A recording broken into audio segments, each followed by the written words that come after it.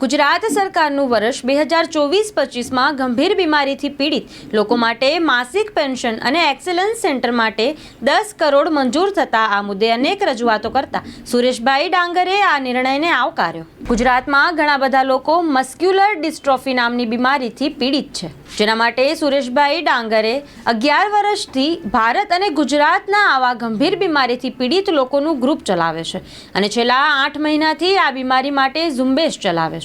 એમડીની જલ્દી સારવાર આપો, ગુજરાતમાં એક્સેલન્સ સેન્ટર આપો, ગુજરાતમાં ફ્રી ડીએનએ ટેસ્ટ થાય, નાઈપર ગાંધીનગરમાં જલ્દી રિસર્ચ શરૂ થાય, માસિક પેન્શન આપો, free electric power vehicle chair આપો, એમડીના પેશન્ટ ગામમાં જે સિટીમાં સ્થાનિક સ્તરે ફ્રી ફિઝિયોથેરાપીની સેવા મળે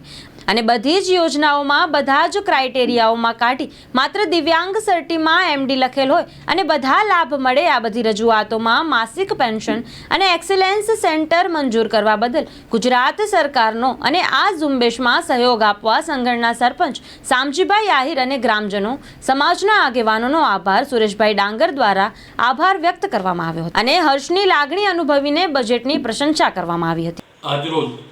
ગુજરાત સરકારનું વર્ષ 2024-25નું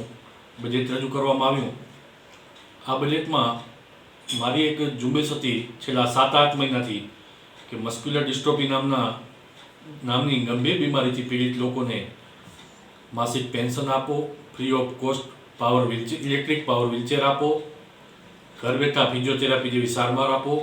અને ગુજરાતમાં આવા દર્દીઓના રજિસ્ટ્રેશન માટે એક એક્સેલન્સ સેન્ટર આપો અથવા જેનેટિક ટેસ્ટ ગુજરાતમાં ક્યાંય બી થાય એવી સુવિધા આપો। આ બધી મારી માંગણીઓ હતી અને જલ્દીમાં જલ્દી અમને સારવાર મળે આવી બધી માંગણી લઈને મેં ગુજરાત સરકારમાં અને ભારત સરકારમાં ઘણી બધી રજૂઆતો કરી હતી અને આ રજૂઆતના અંતે આજે બજેટમાં જ્યારે મસ્ક્યુલર ડિસ્ટ્રોફી જેવી ગંભીર બીમારીથી પીડિત લોકો માટે માસિક પેન્શન અને ગુજરાતમાં 10 કરોડના ખર્ચે એક એક્સેલન્સ સેન્ટરની સ્થાપના થવા જઈ રહી છે, ત્યારે આ તકે હું ગુજરાતના માન્ય મુખ્યમંત્રી શ્રી ભૂપેન્દ્રભાઈ પટેલ સાહેબ, નાણામંત્રી શ્રી કનુભાઈ દેસાઈ સાહેબ, આરોગ્ય મંત્રી ઋષિકેશ પટેલ સાહેબ, મંત્રી શ્રી ભાનુબેન બાબરિયા સૌનો હું આભાર વ્યક્ત કરું છું અને આવનારા દિવસોમાં મને આશા છે કે સરકાર હજી પણ જે માંગો બાકી રહી છે, જેમ કે ઇલેક્ટ્રિક પાવર વ્હીલચેર જે આજની તારીખમાં તમે જોઈ શકો છો હું વાપરું છું, એનાથી આવા મને આશા છે કે આવનારા દિવસોમાં ઇલેક્ટ્રિક પાવર વ્હીલચેર પણ સરકાર ફ્રીમાં આપશે, કારણ કે ગુજરાતના બધા જ પેશન્ટોને જો ઇલેક્ટ્રિક પાવર વ્હીલચેર આપે તો માત્ર ને માત્ર 7 થી 8 કરોડ રૂપિયા જેવું ભારણ ગુજરાત સરકાર ઉપર પડે છે, પરંતુ આજની સરકારને 5-7 કરોડ એટલે કોઈ મોટી રાશિ ન કહેવાય। માટે મારે હજી પણ પ્રયત્નો મારા ચાલુ જ છે કે મસ્ક્યુલર ડિસ્ટ્રોફીવાળા વ્યક્તિઓને સારવાર જલ્દીમાં જલ્દી મળે, પણ સારવાર આપણે હાથની વસ્તુ નથી, માટે સારવાર ના આવે